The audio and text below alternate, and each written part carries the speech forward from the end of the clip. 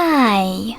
In front of me is Amazon Fire HD 8 Kids Pro, and today I would like to show you how you can switch on or off automatic screen rotation on this tablet.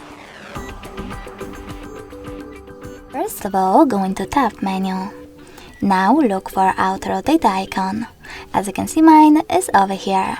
Now when I click on it, it says Landscape. That means that auto rotation is off, but you can always turn it on by clicking on Landscape icon. You can also just go into Settings and tap on Display section.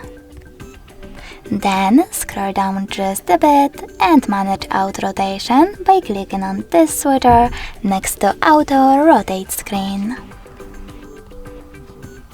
Thanks so much for watching. If you enjoyed this video, leave a like, comment and subscribe. Bye!